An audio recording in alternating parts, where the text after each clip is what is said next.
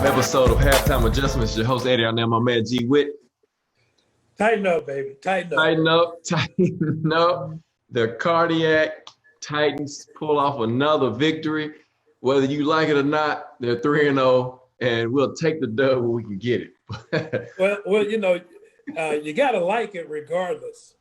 But I have to have a quick moment of true confession here before we get started. Please do. Just so we can get it out in the open and everything.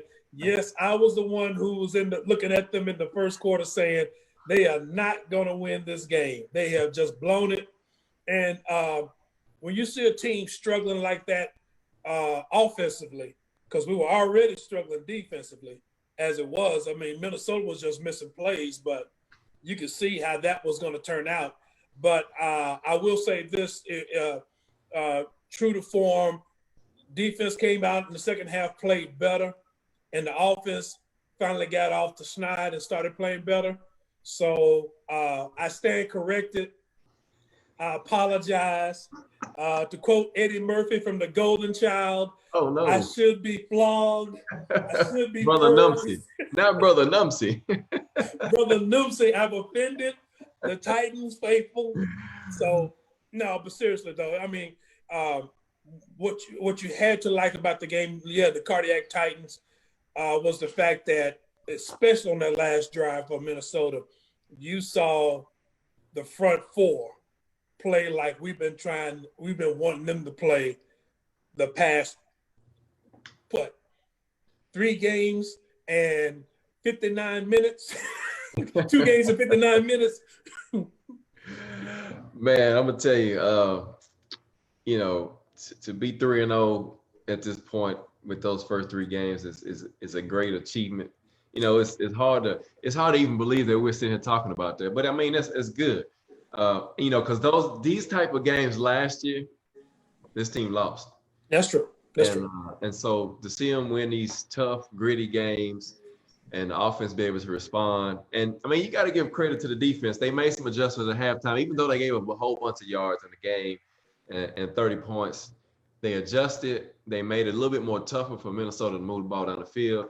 And that's what you like to see. You like to see some adjustments to where, you put your guys in position to make plays. And that's all we're asking for on the defense. Yeah. Like you said, you saw the potential of what this defensive line can be. I mean, because Jeffrey Simmons played a heck of a game the whole game. I mean, he was in the backfield. He was playing exactly like we thought he would, coming into the season, being fully healthy, being in better shape.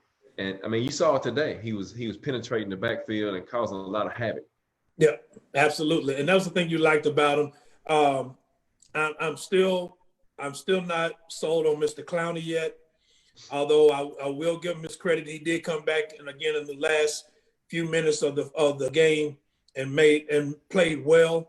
But overall, I thought I'm not sure what's going on with him mentally, but he just hasn't been getting it done. But Jeffrey Simmons, yes, they did change the coverage up a little bit, which stopped Mr. Jefferson from getting free as much as he was. I give him credit for that. The linebacker play started to pick up, but they've got I put it like this: we're 3-0, but I think most everybody would agree it's an uncomfortable 3-0 because you just. It's almost like the old days, man. And I heard Blaine Bishop say it today after the game, and when they had that little talk show, he was talking about. He said, "Man, it felt almost like Fisher Bowl again." And I was like, well, at least I wasn't by myself saying that. Right, and 3-0, and like I said, it was disappointing. It was ugly. You take the win, but there are some concerns with this defense and the inability today for the offense to score in the red zone. You had 3 outstanding drives, long drives. They covered a lot of yards, and you get down there and you have questionable, and I call questionable play calling. Yeah, and, yeah.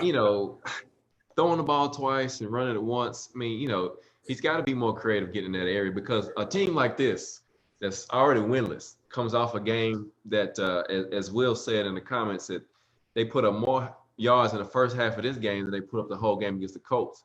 Right. You get that team down by 14 early. I mean, they might fold it in because they Yeah. already, had won a game. And so the Well, importance of getting those touchdowns is it's crucial. yeah, that was the thing about it that really was, and you know it as well as I do. You in this NFL that we're in right now, going down and having good drives and only coming away with 3, that doesn't do anything but embolden the opposing defense. But I will say this, this was Arthur Smith's first time going up against Mike Zimmer, and for the most part, I would say for most of the game, Zimmer was winning because it seemed like every time some of the plays that Arthur Smith was trying to get called, they were just not working, especially some of the screens he tried, wide receiver screens or whatever, sweeps, jet sweeps. Guys just were not biting on it like you think they would. But and I would say this. This was, I would say, a learning experience for Arthur Smith. People, I don't know, everybody was all hyped on him, especially for the first game. And then you come to Jacksonville and you put up points like you did. But the bottom line is, you're going against some great defensive minds. It's going to happen again next week. You have got to be ready. And he's only been calling plays for a year and 3 games. So he's going to see games like this, and he's got to be ready. My only problem with him before we get into the deep part of the game was towards the end, you had Derrick Henry running on him, and he was basically getting about 5 yards a rush. And when you get in plus territory, why throwing outside passes on first down and everything when your running back was killing him? And I mean, he was literally going against a 6 or 7 man front, getting 5 yards every time. And you saw that. And that goes back to what I just said, the questionable play calling. And like you said, he was getting in a rhythm. The offensive line was starting to block. Tyson Bello, or however you say his name. Bello. Yeah, Bello. He was starting to block pretty good against the run. And so you had that momentum going, and yet you come out in the shotgun formation, you throw passes, a pass that should have been picked off out to Corey Davis on the out route. He threw it late.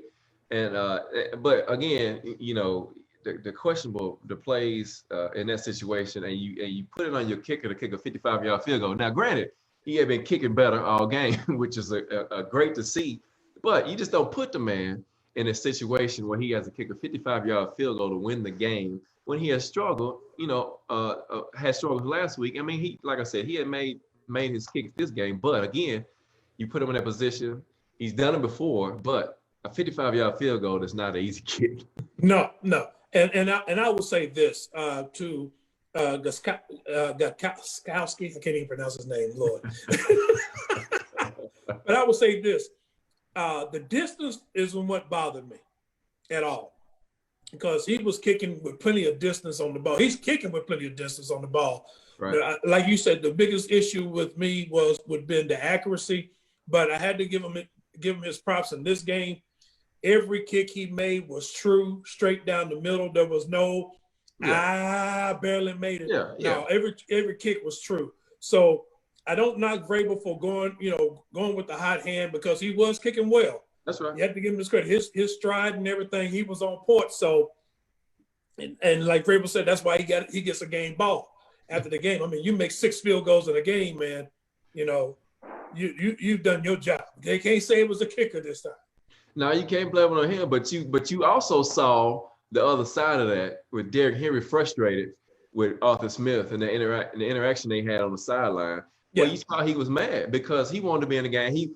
And then them passing the ball instead of running, like you said, he had his momentum going. He was starting to get the clicks of a 5, 6, 7 yard a pop.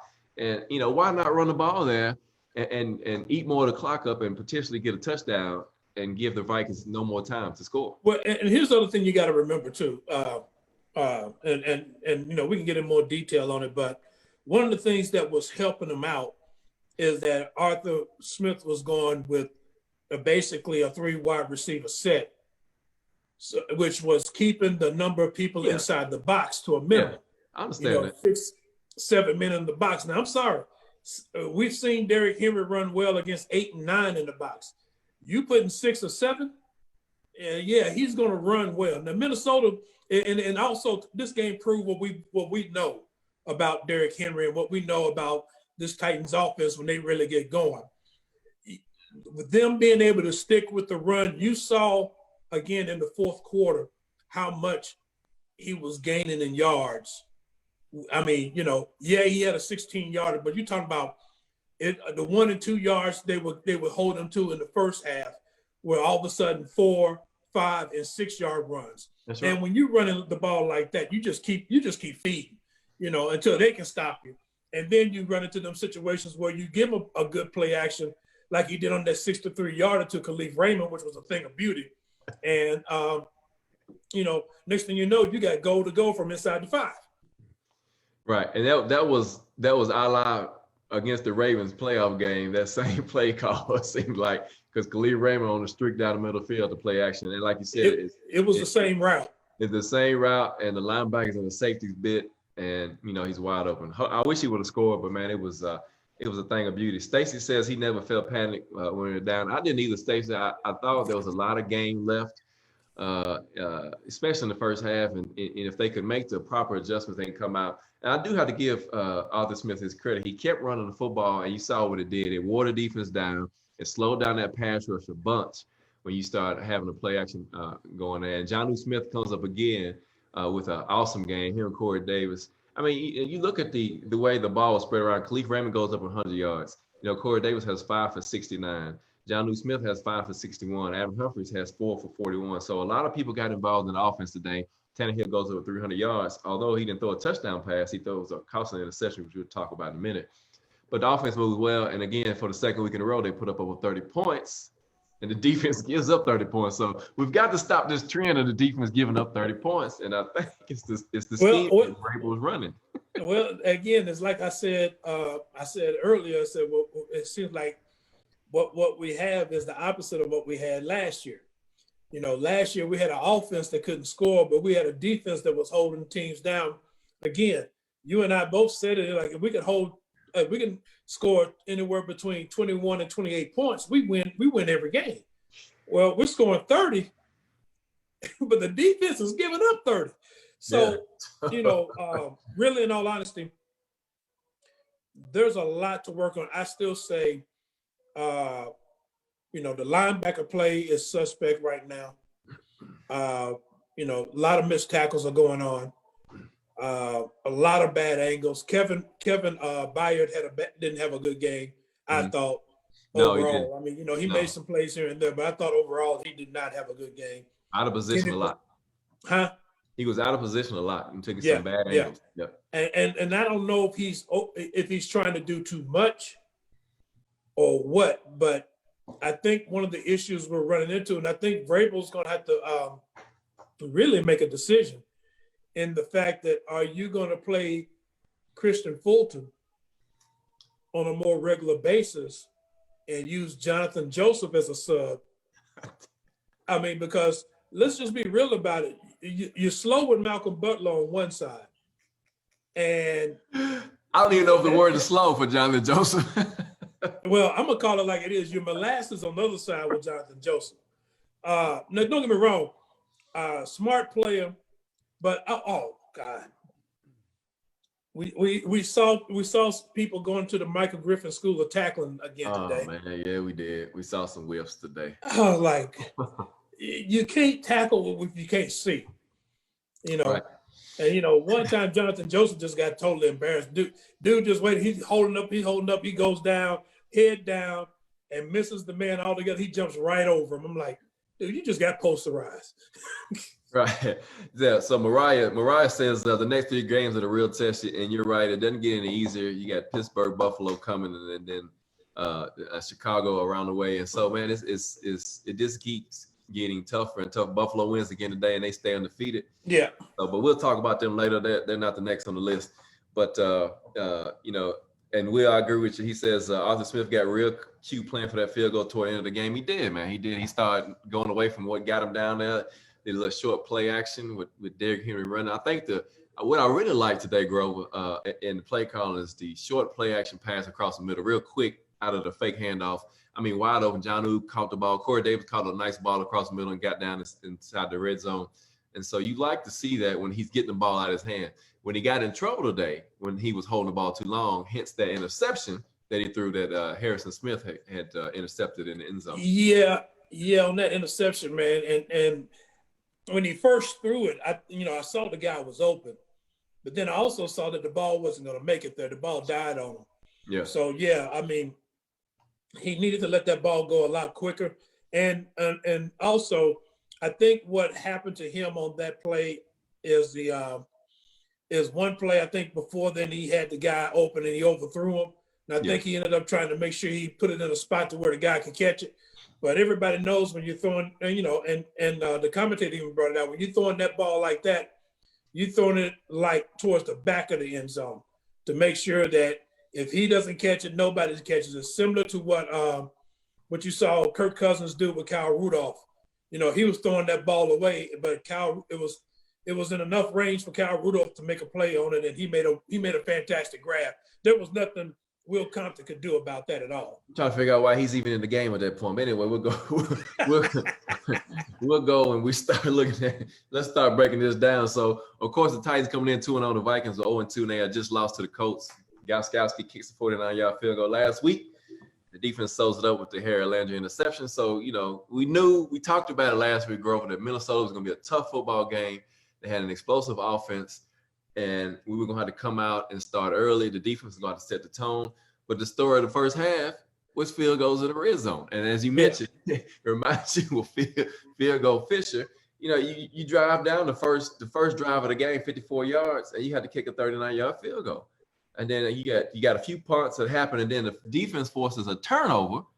And with Dalvin Cook fumble, again, you drive down, you had to kick another field goal. 6-0, where you could have been up 14 on a winless football team. Well, and that's the thing about it.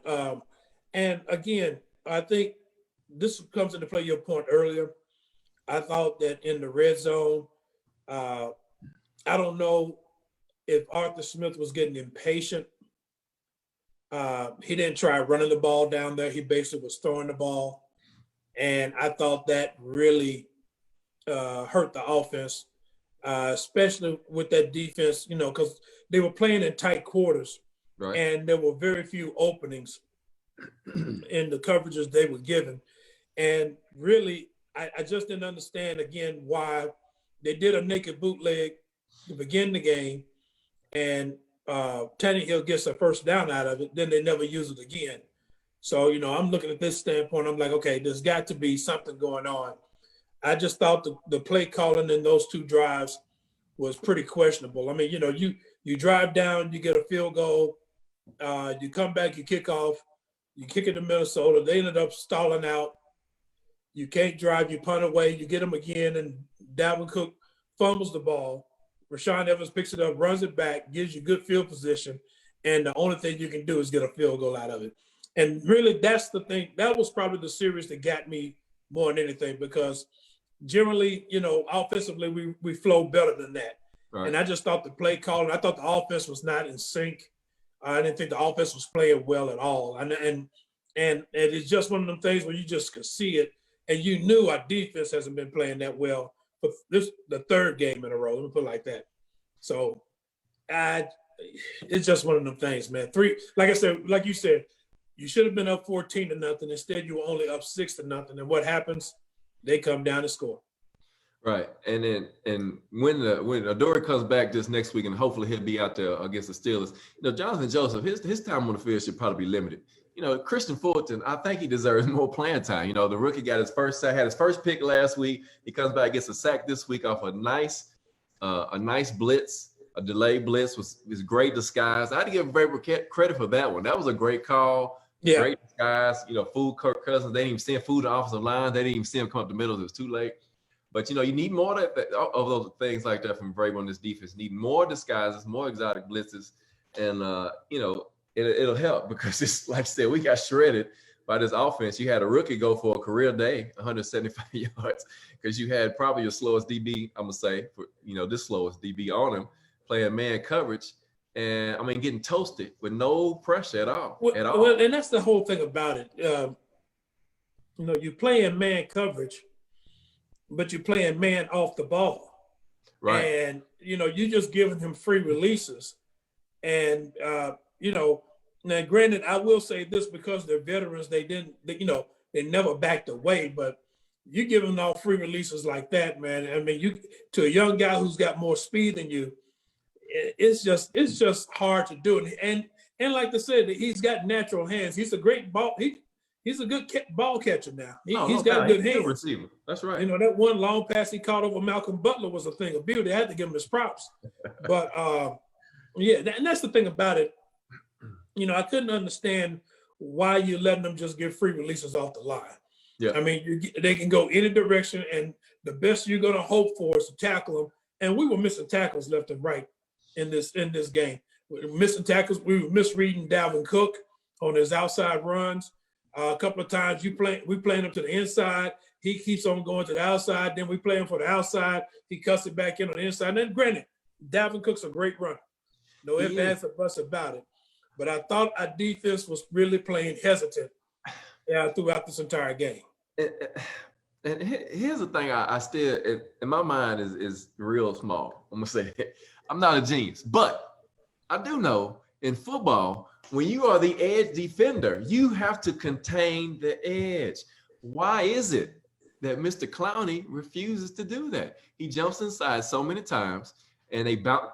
Exact example. And so I'm gonna tell you, look, just let's see if you notice this, because I did. So they did a great job watching film on our defense. You know how I know that for sure?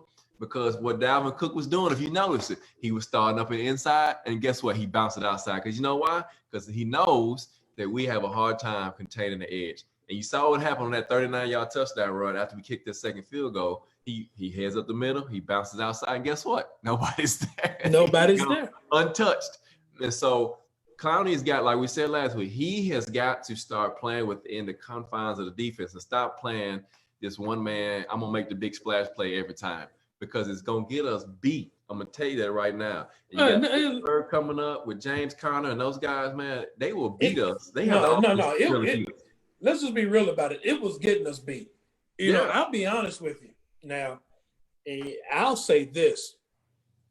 When Clowney went out, when he got that stinger in his elbow, I thought the defensive line played better with him off the field than with him on the field. Now, I could be wrong. Maybe I'm just imagining things.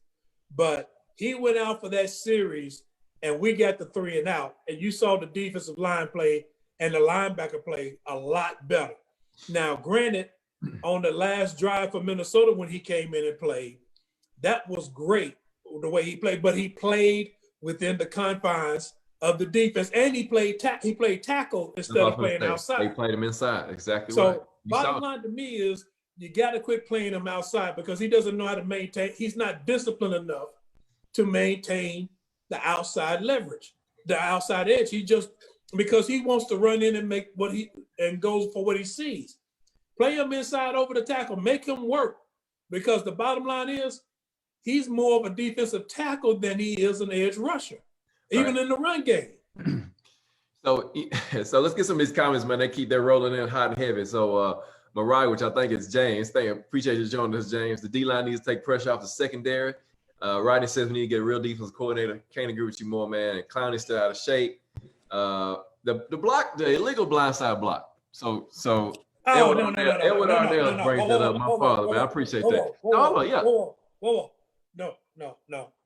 Don't bring that up. I'm going to bring it up. No. You know why I'm going to bring it up? Here's why I'm going to bring it up. Don't bring that up, man, because that goes back to what I just said. Here's why I'm going to bring it up. Because, it was a close call, but here's the difference in why I thought it shouldn't have been called. Because the receiver looks right at him as he's about to block him. A blindside block is the guy looking this way and getting hit. He looks right at him and sees him coming. That's not a blindside block. But I understand that they say he's blocking away from his goal line. I get that. But he saw him coming.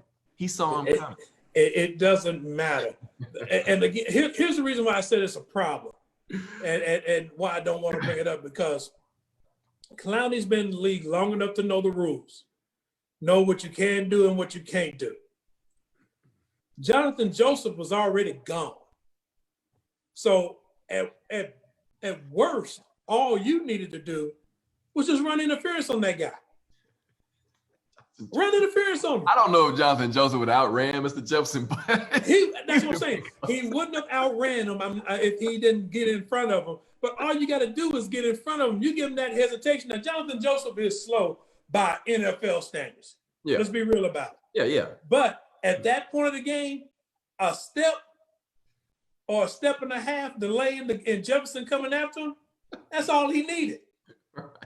So that's when I said don't bring that up, man, because Clowney, when he goes back, and that's what Vrabel's look like. That's the rule, man. You got to know you were blocking back towards your line. You can't do that. And that's what they got him on. It wasn't so much the fact that he looked. They got him because he was blocking back towards his line. And all he had to do was get in front of him. That's when I said don't bring it up, because that just adds fuel to the fire. I mean, that's part of the game, so we got to talk about it. Plus, how are all the Titan fans feeling about Mr. Clowney now? Well, you lose out on points that cost you a 7, and then you end up having to punt.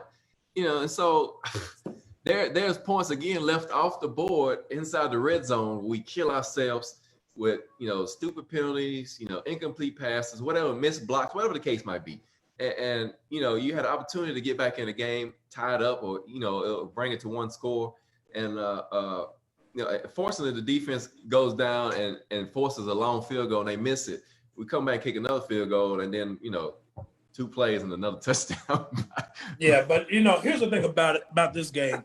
Okay, so the first quarter really the score should have been at the end of the first quarter 14-7.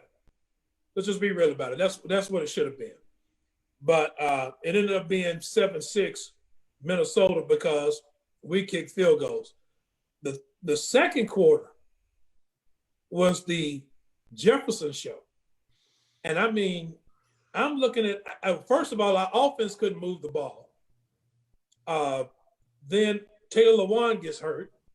That hurt. Which we don't know anything about that. All they said was a shoulder. Right. So, and they kept saying he was questionable to come back in the game. But Vrabel, if you're not going to be close to 100%, you're not getting in the game with an injury like that. So, you lose Taylor Lewan, and that was I couldn't figure that injury out. I thought he probably had a stinger or something like that. That's what it but looked it like. Must have been something worse the way he landed on his shoulder, because he must have got dislocated or something. But anyway, but your defense couldn't do anything to stop that offense at all. I mean, Jefferson had over 100 yards receiving in the first half. And I mean, and was talking smack to everybody. He had a right to talk smack because they couldn't cover him. They couldn't cover him. And it goes back to what Dion is saying.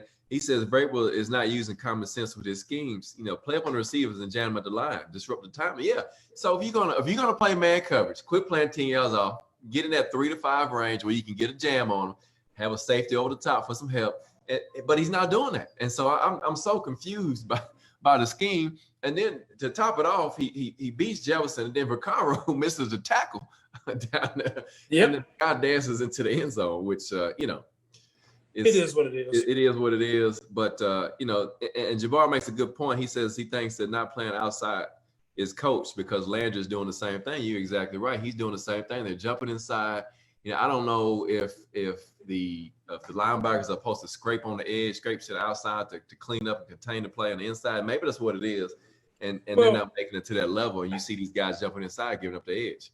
I think what you unfortunately are seeing, and again, this is I'm gonna give credit to what credit is due. This is more of a credit to Dalvin Cook as well, and the fact that as you stated earlier, you saw him running to the inside and then bouncing it outside, and that's and because running it inside, they noticed that when he ran it first to the inside, linebackers are jumping to stop him on the inside, and there's nobody on the outside because bottom line is your corners and your safeties are so far off the line of scrimmage that they can't come in and make a play. So by the time they get to come up, you have what you saw with Mr. Joseph. He's standing there with his feet in the mud, and then he's going to try to make a tackle, goes down, lunges at the guy's legs, but he ain't looking up to see anything, and the guy jumps over. So that's what you're running into. It's just that he got the corners playing so far off the line of scrimmage, they are not seeing the play. They so busy trying to make sure nobody gets behind them. They're not be able to recover to make the tackle on the outside. Right. And I think they were a little afraid of Dalvin Cook too. Well, they were trying not to give up the big play, knowing that he had been gashing them for the majority of the game. And I have to agree with Jabbar. He says he thinks around the league we're seeing more offenses ahead of the defense. And I'm not going to disagree with that at all, because you see a lot of missed tackles. You see a lot of people out of position taking bad angles. And that's just, again, not having a preseason. But, after 3 weeks, you would think that stuff would start to gel. But you got to give them credit in the second half. Although they still gave up some points, they made plays down the stretch. You saw Jeffrey Simmons. I can't say that enough, that he gets the game ball for me on the defensive side of the ball. Absolutely. Causing havoc, pushing the pocket. The roughing the passer was a bogus call. He hits him on the shoulder pad. I don't know how he even throws that flag. And it is what it is. But they came, and I like the line that they had in there, and they had Clowney him on the inside, Vic Beasley. So Vic Beasley makes it showing today. I don't think he played that bad. He still got to get some game shape, the few plays that he had, but he did push the pocket from the edge, had some pressure on Cousins, made him step up, made him do some things he was uncomfortable with. So you like to see that. We start to get some of that some healthy depth back. We'll see A.J. Brown back next week. We'll see Dory Jackson hopefully back next week, both of them hopefully. And is this going to keep getting tougher from here? As somebody mentioned, you can't do that against the Steelers next week. You can't leave them in the game. You can't kick field goals and leave Big Ben in the game and expect to beat them. Hey, you can't do it. And you saw what the Bills did to the Rams today. Right, they came back. Josh Allen had 5 TD passes, man. I mean, come on. So Stephon Diggs is loving it. If we can come out of this first quarter of the season 3-1, 4-0, hey man, that's great, because the toughest is going to keep getting tougher as the schedule progresses on. And so, the defense plays well down the stretch, forces Kirk Cousins. They had a bad snap there toward the end of the game, which, we needed that to help back them up some. But the pressure that Clowney and Jeffrey Simmons was getting, and Harold Landry to that point, was good down the stretch. But you want to see that the whole game. You want to see more Jeffrey Simmons get in the backfield, which I think he did great. The run, they stopped the run pretty good. It's just the edge when he bounced it outside, there was nobody out there. And, the missed tackles. And, we just got to see what the game plan is going to be coming in this week for Pittsburgh, because you got a whole different dynamic now. You got a Hall of Fame quarterback. We had we had Gardner Minshew, we had Drew Lock. We had a step up and play today with Kirk Cousins. He's not a bad quarterback. He's a pretty good quarterback. He's a good pro quarterback. But now you got a Hall of Famer coming up with Juju out there on the edge. You got James Conner. He's got some weapons. Mr. James Washington, a speedster.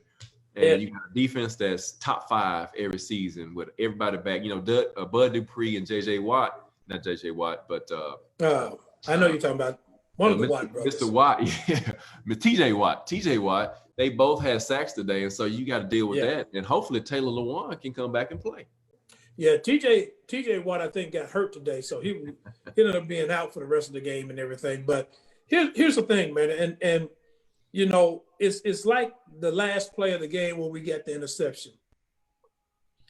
I don't get why in that situation on third down you were playing up on everybody. You had your safeties deep. You put a 4-man pass rush and you got after them and you made it. But when it came to 4th and 25, you rush 3. You have everybody playing off the line of scrimmage 15 yards. And I'm like, if you play the same defense you played on third down, you make him throw the ball short, you tackle, the game is over. Adam Thielen almost caught that ball. He had that ball, man. It just got knocked out of his hands. He had that ball. You're exactly so you got to stop doing those type of things. Your defense is not one that's capable of giving cushions because they cannot cover. They give up too much. They give up too much, man. And you ain't getting, and with 3 rushes, you ain't getting no pressure on the quarterback. And your whole premise behind your defense is getting pressure on the quarterback. And what you want to do is get it with your front 4 or your front 5, however the case may be. But the bottom line is, you rush 3, you ain't getting there. And you gave Kirk Cousins a chance to throw the ball up, and Adam Thielen almost came down with it. He did. He did. Guys, thank you for joining us for another episode of Halftime Adjustments. Your host, Eddie, and my man, G. Witt. Titans beat the Vikings 31-30 in another nail biter, man. These games are bad for your heart, I'll tell you. So, Akeem, thank you for joining us, man. He says you sure can't do that against the Steelers next week. We know he's a Steelers fan, man. That's my brother out there. Shout out to my little brother. Thank you for joining us. Whatever. He's still driving a Titans car, so. Right. Rodney says, for the life of me, can we please stop playing these nail-biting games and going with aggression and some pressure? I agree with you, Rodney, man. I can't take it, man. I can't take down the stretch. Will says, why can't the defense get it together? Well, we kind of talked about this last week. We think it's more of the scheme at this point. I don't know why we're not playing more press coverage with help over the top, especially when you got a DB that's not swift of feet, by the way, and somebody called him Slow Joe. That's going to be his new nickname. But again, and I can't find that comment, but somebody called me. But again, you have to have more exotic plays like you had the Christian Fulton blitz. When you're not getting pressure from your outside guys, but you're getting push up the way, you got to start doing some different stuff. And if you're going to play man coverage, stop playing 10 yards off. You got some slow cornerbacks. I mean, let's just put it out. That's just all it's Butler, Jonathan Joseph. We know they're slow, but that's why you have all pro safeties back there to help them out. Or that's why you got linebackers that can blitz and bring different pressures. So you got to start mixing it up, man. You got to. Here's my thing, and this is another thing I didn't understand. Understanding that your 2 seasoned veterans, one's slow, one's molasses. Okay, start calling him Heinz ketchup. He's slow good, but you had a guy like Jefferson, who's a rookie, torching everybody. Wouldn't it have made sense to you that you got a guy on your team, also a rookie, but practice against Jefferson the past couple of years? Right. Why wouldn't you use him to cover that guy to give you the opportunity to have speed on speed? Right. Now, I don't know, maybe they didn't trust him or whatever the case may be, but at least he could have been there to do something a little bit better than letting the guy get free releases off the line of scrimmage. And you can't, that one, when he was lined up in the slot, got a free release on the 70-yard touchdown. Jonathan Joseph was just stuck in the mud. And I'm not, in that regard, I don't blame Jonathan Joseph, because he shouldn't have been put in that position in the first place. He's slow. It doesn't matter that he's a veteran when you got him playing 10 yards off the line of scrimmage. He's not going to be able to keep up. The man is 36 years old. He's not going to be able to keep up. You're not playing him to his strength. And that's the problem I got with this defense, is the fact that you're not playing players to their strengths. You put them in adverse situations to where they cannot really function well, because Jonathan Joseph is not somebody who is able to turn with a receiver once he comes off the line of scrimmage with a free release. If you really look at Malcolm Butler, neither is he. Although his technique is better, but still, he doesn't have that speed. So if you're not going to put somebody out there that can handle the speed and be physical up front, at least put him in the slot like a Jonathan Joseph. Put him in the slot so at least he can bang with the receiver to slow him down, and there you're in a better position to play the run. But like I said, now you putting your rookie in there, and there's so much going on that he has a hard time being in the wash, making those plays against the run. So, right now, what we got going on with the defense, I'm putting it more on coaching than I am the players. Yeah, right. And I agree with you. I agree with you wholeheartedly, G, on that, because, like you said, the coaches have to, put the scheme together and put your players in position to make plays. Now, if you're not going to have anybody over the top helping out Jonathan Joseph, then why have him out there? Why have him out there? Why not? Here's an idea for you. Here's the idea. Not even the genius. So if you want him out there on the field, bring Vaccaro to the box and put him back in safety. How about that? How about Well, I'm gonna be honest with you. I would say that, but you saw what happened last week. Well, yeah, on that long, because and the thing that made me mad about that, I'm looking at the long ball last week.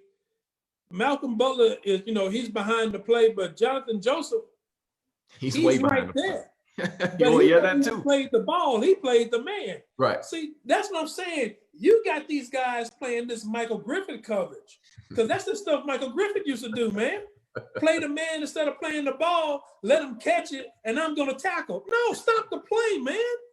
Right. Stop the play. Right. And that's the problem I'm running into right now, because, like I said, I'm putting it more on coaching, and I could be totally wrong because they know more than I do.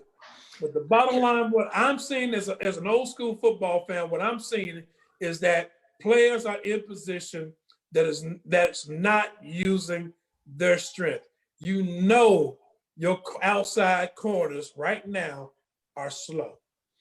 You got to change something in order for them to make plays. I mean, because, at least in the first half, bring them up on the line of scrimmage every other play or something. But you play 10 yards off the line of scrimmage every play. You just giving up slants, go routes. You're giving it all up. The whole route tree is wide open. Right. And some more comments, man. Let's get them in. So Akeem again says Claypool is the upcoming rookie. Yeah, we know he's 6'4", he can run. It's gonna be a problem. Dion says J-Rob's gonna have to pull Mike aside up and talk to him about these missed tackles. I can't agree with you more, man. Can't agree with you more. And that was Dion that said that gave Jonathan Joseph that nickname, Slow Joe. we agree, man. Why not put Fulton on Jefferson? I mean, yeah, I didn't understand that. I mean that doesn't take a genius to figure that out. It doesn't take years of experience coaching. Oh man, guess what? I got a guy on my team that plays DB that went against their best receiver at this point for his college career, pretty much. Why not put him on him? See what happens. I'm sure he would have been at least in better position, at least, to make a tackle if he didn't break the pass up. So, it's crazy, man. And I agree with you. Dion says, it really worries me that Grover and Eddie can see the flaws in our defense, but the coaches can't. It bothers me too, Dion, because again, I'm not a professional coach. I played a lot of football in my life. I know a little bit about the game. And what I'm seeing out there, man, is the coaching is just terrible because they're not in position to make plays. They playing 10 yards off the line of scrimmage, playing man coverage. You saw Jacksonville last week. What they do? They start running slants. Guess what? I'm gonna dot you up. You're gonna give me 10. I'm gonna take 5 every time, and then get some yak afterwards. It's really simple, pitch and catch, like I said last week. Yeah, and that's the thing you're running into, really. I mean, like I said, I'm not a coach, and I always yield to them the fact that I'm always saying that they know better than me. They've been in the game, but you gotta admit, I think as a coach, when you look in the mirror, that there may be something wrong with your scheme. Because you're running the same scheme like you every week, and the more you're running it, the more you're getting toasted. So my problem is you're not adapting really to who you're playing, and that's where I got a problem. And that's where it becomes, to me, Jeff Fisher because Jeff Fisher was always dogged and determined that my scheme is going to work every time. The one thing I will say about Dean Pease, I didn't like every call he made. I'll be the first one to admit. I said, but one thing I always enjoyed about Dean Pease, he came up with a different game plan every week. And I like that. Come up with a different defensive scheme every week. And at least it gives you something new to look at. You see how they change some things, and you move people around. What I'm seeing right now is they're running the same defensive scheme. Put it like this. This is like watching, and this may be Haslam doing it. It may be Haslam saying you need to just run this game. It'll work. I'm telling you, it'll work. You got to start. The game today has changed. You have got to start adapting your scheme to the team that you're playing. You can't run the same scheme for every team. You simply can't do it. Teams are too smart. Right. and everybody's gonna pick you apart. So Right. you got to figure out something else you need to do. And what's going on right now, and again, I'm an amateur. I don't know nothing about it, so I'm yielding to them. But it seems to me you're running the same scheme every week, and it's not working. Right. And another thing about Pease and Jabbar mentioned it, man, he made the adjustments during the half. So he had one game plan in the first half, and he came out with a whole different game plan. And you saw it, and it confused the quarterbacks. In a lot of cases, you saw it. And even when you were winning, he changed the game plan at halftime, because you automatically know, you got to understand as a DC that in today's NFL, offenses are not trying to do the same thing every week as far as their schemes are concerned. Very few offenses are doing that now. Yeah. All the offenses are coming up with new games. They put like this: everybody's following the Bill Belichick plan of playing football. Something new every week. Every week. Now, offensively, we're doing something new every week, but defensively, we're running the same scheme. And to me, that's just not working. It's not. And I can't remember, and I apologize if somebody made a comment earlier. I can't scroll back up that far, but why is it that teams attack the Titans' weaknesses, but we don't seem to attack their weaknesses? And so we knew that the offensive line had some issues blocking, especially against the Colts last week. No pressure. We knew that they had a secondary that was a lot of injuries they had suffered. We took advantage of that somewhat, but not enough, in my opinion. And so, but the defensive side of the ball is the disappointing factor on this team, because if you got an offense that can score 30 points now, you have an offense now that can score 30 points a game. Now, granted, the first week they only put up 16, and you would expect it to be a little bit sluggish coming out with no preseason. But now you got your offense moving the football. We are constantly coming back. That's one thing you got to be impressed with the offense, is that when the defense gives up a score, the offense comes right back. They didn't capitalize on the red zone trips today like they should have, but there was a potential for this team to put up 40 points today. Easy if they would have had some better play calls in the red zone. The defense has got to come around, man. And I don't know, what's it going to take? Maybe J-Rob does get down there and talk to Mike and say, hey, man, we got to get this defense together and start playing some of these rookies. Let Christian Fulton go out there and play. So I think Jabbar mentioned it. let him get beat. Let him take his lumps. Hey, he'll be ready by the time the end of the season rolls around. He'll be ready for the playoffs, right? He's got speed to make up for his deficiencies as far as, his experience goes. So let the kid play. Let him and Adoree play. Because guess what? You got Claypool that's 6'4", you got Juju that's 6'1", and we got a little bit of DBs. And they're going to have some speed. They're going to have to play tough and physical. And they just got to get up in their face to prevent them from catching the ball. It's gonna be a long game. And again, that's the concerning factor for me, because teams pick up on us, and like I said, on our defensive side of the ball, the reason why they can pick on us so quickly, and we said it last week, that if they didn't change with the quarterbacks you got coming up, they're gonna all look like all pros against that defense, because you're giving up so much in everything that you're doing. So we saw that today with Kirk Cousins. Kirk Cousins looked like an all-pro. Granted, he was Kirk Cousins. He made some mistakes, but overall, he was looking like an all-pro. He had time to throw the ball. He was getting the ball out of there. The running game was going well. So you start seeing these type of things, man, and you got to understand and recognize. You got to start looking in the mirror and say, okay, what are we doing wrong? Right. What is it about this defense that's making it so ineffective to where we're now last in the league as far as yardage given up? We gave up 400 some odd yards of total offense today. Back to back. We're last in the league in total defense. We gave up 31 points today, 30 points, something like that. 30 points today. We gave 30 points today. We gave up 30 points last week. You gave up 180 some odd yards, 200 yards rushing. So it's the thing I feared when they didn't hire a DC is what's coming to pass. The only difference between what Vrabel had when he was DC in Houston as opposed to what he has now with the Titans is that he actually has a decent offense. But his defense gives up way too many yards and gives up way too many scores. And his defense allows too many long drives. You think about it. last week in the second half, Jacksonville had back-to-back 7-8 minute drives and scored touchdowns on them. You think about it today, we go down the score, we take the lead, we give up a 75-yard drive. They go right down the field and they score. Your defense is giving up way too many long drives. You're not able to get off the field on third down. And today, it was easier because they were in third and short a lot. So you understand that, but even in third and long, you were allowing them to get out of there. And again, I go back to the last play of the game that Minnesota had. You rush 3 and have everybody else playing 20 yards off the line of scrimmage for a 4th and 25.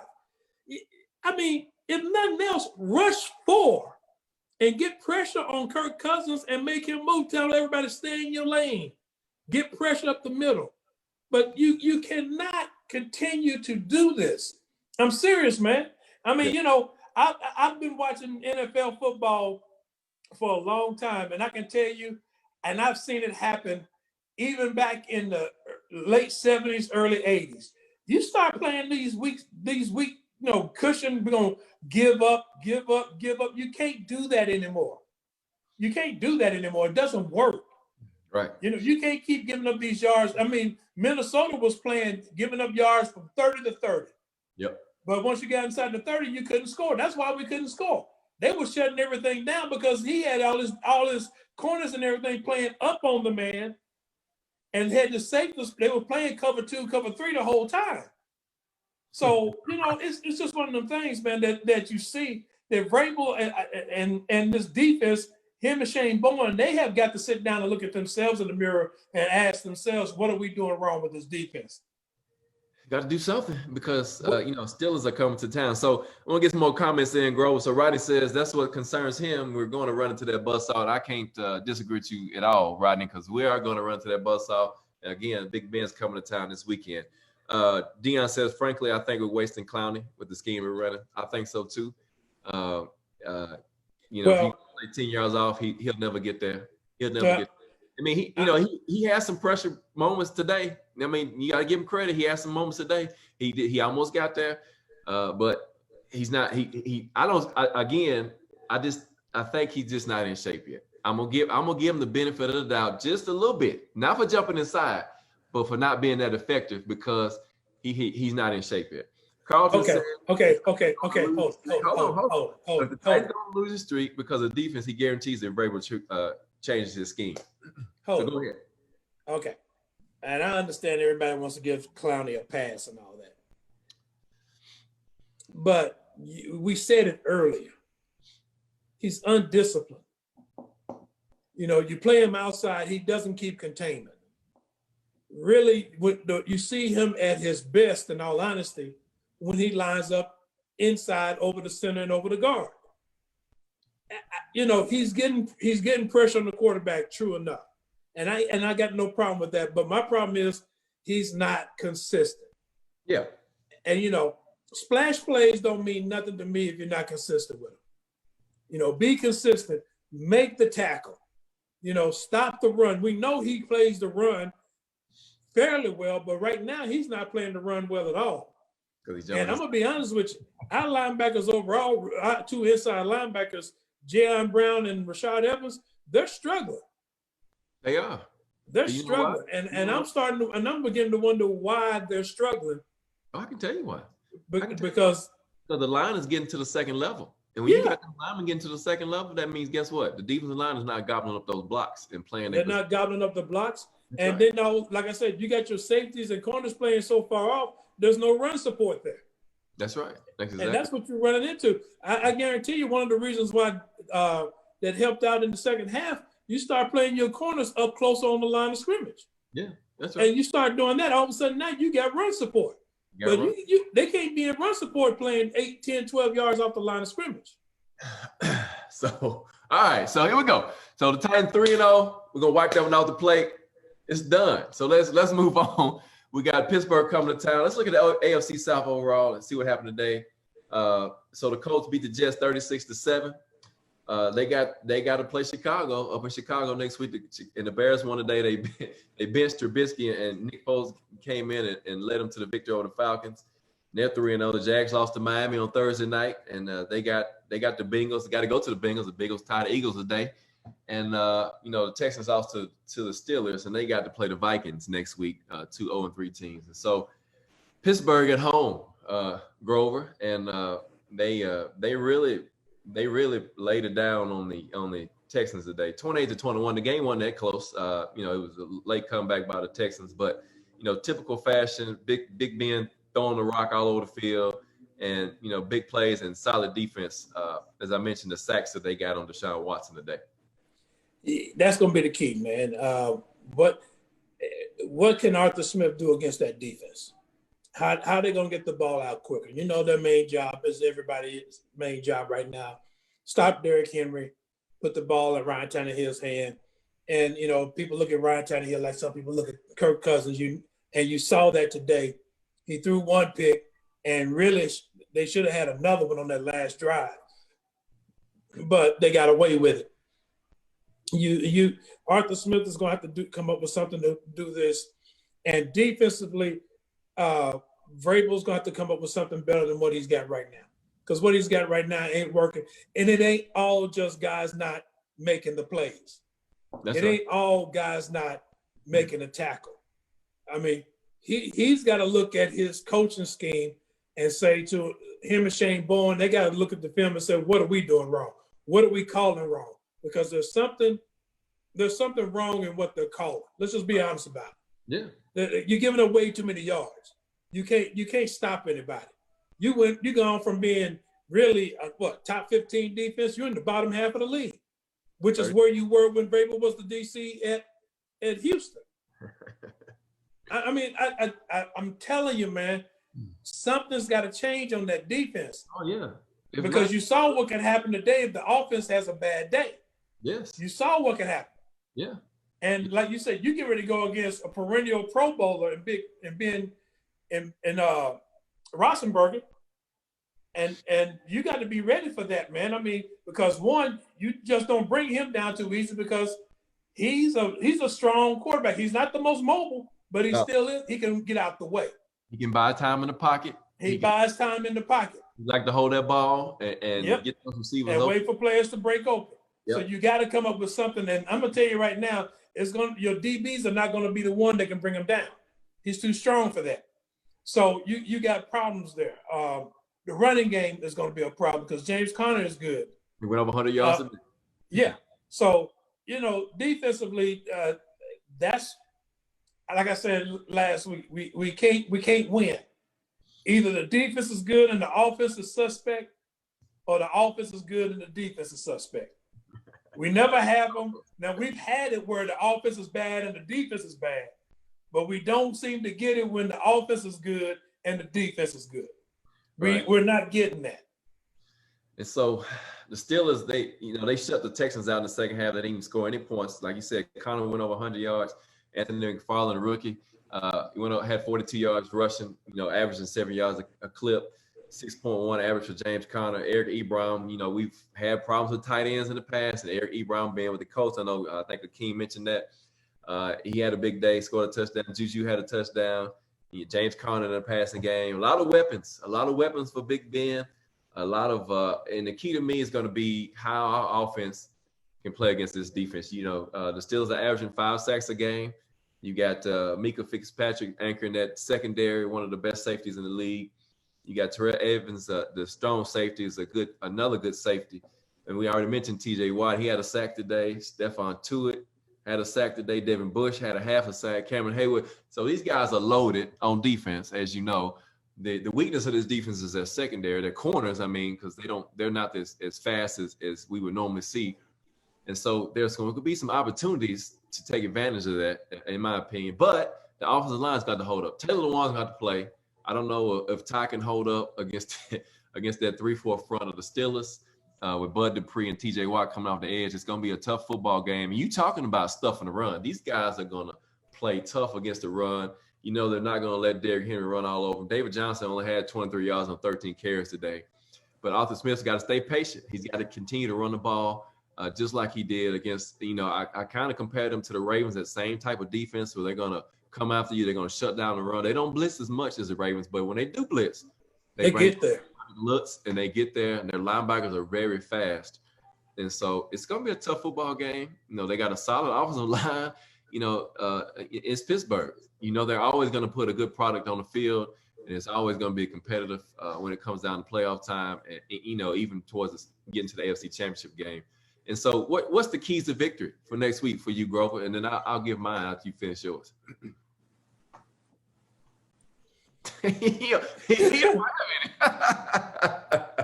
Okay. Literally, I mean, it's no different than any other week. One, we got to run the ball, man. You got to run the ball. You got to run the ball consistently, and take advantage of what the defense gives you.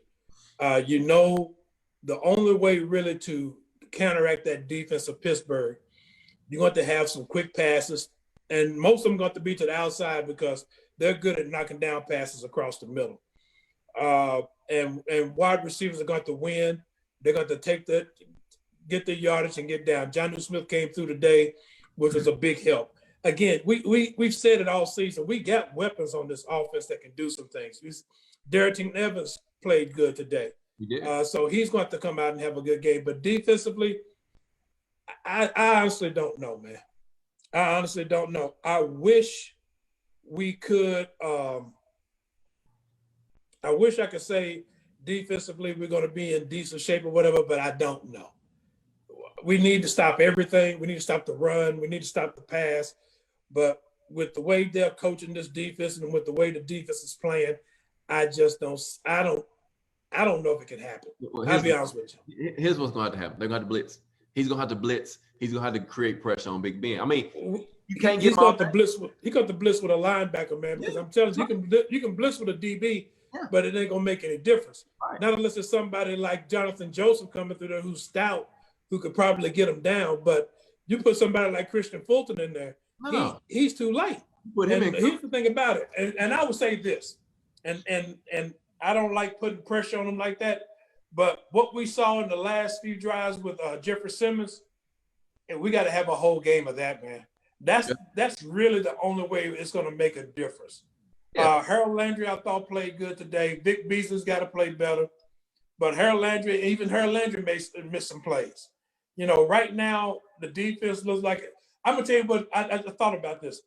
You know what the defense this year reminds me of? Who's that? The offensive line last year. It is the same as the offensive line last year. Some reason, I don't know if it's they don't understand what they're supposed to be doing. That's why they're hesitating or what. But what they're doing right now defensively is not really working. And I'll be the first to say I'm nervous about that. Yes. It's going to be a tough game. And hopefully, like I said, A.J. Brown will be back. Adoree Jackson will play. We need Adoree. And I think you match Adoree and Christian Fulton up outside. You put Adoree on Juju. You get Christian on Claypool. And, let him battle the other rookie. Let him battle. I mean, let him out there. See what he can do. We got to keep the defense out balance, Rodney says, and go no huddle. Our defense got to come ready to play. You got to keep the no huddle. I think that's a nice change of pace, a nice tempo setter when they do that. Dion says on both sides of the ball, use what brought you to the dance last year and get back to your basics. And it's all about running and tackling and blocking. That's exactly right. So, guys, thank you again for joining us for another live episode of Halftime Adjustments. Eddie Arnell, G. Witt, the Vikings, the Titans. The Titans pull off another last-minute ball game. The highs and the lows of the Titans, man. It seems like it's been going on for the past 3 or 4 years. 31-30. Gostkowski gets the game ball for the offense. Field goals. He was kicking them great. The 55-yarder could have been good from 60. That's how much he had into the ball. You got to give credit to the offensive line, too, for blocking better on the field goal attempts. That was an issue last week. And so they got to come out with their A game, man. Vrabel's he's going to play some press man coverage. He's got to blitz. He's going to do some unusual stuff, some stuff he's probably not comfortable with, but you got to do it. If you're going to have any hope of beating the Steelers and Big Ben and disrupting this offense, you're going to have to play up in their face. They got some of the best receivers in the NFL with Juju, Eric Ebron, James Conner, and they're going to sling the ball around the field. Yeah, and they're going to run the ball. And they're going to run the ball. And, fans get to go back. So I don't know, what is it? How many fans get to go back to the game this weekend? It's 10% of the capacity. So like about 6,000 or something like that. Are you going to be able to go? No, Okay. I couldn't get tickets. Okay. And so, again, guys, we'll see what happens. But guess what? Halftime adjustments will be here next Sunday night at 7 p.m. to discuss the week 4 tip. The Steelers and the Titans. Somebody's got to lose. Both teams 3-0. Somebody's got to lose. And hopefully it'll be the Titans getting the victory. And they'll come out and play some football. But we appreciate the support, the comments, the questions. Keep them coming, man. Join us again next Sunday night, 7 p.m. right here. Live. Halftime adjustments. Eddie out there. My man G Witt. Tighten up, man. And we'll see y'all next Sunday at 7 p.m.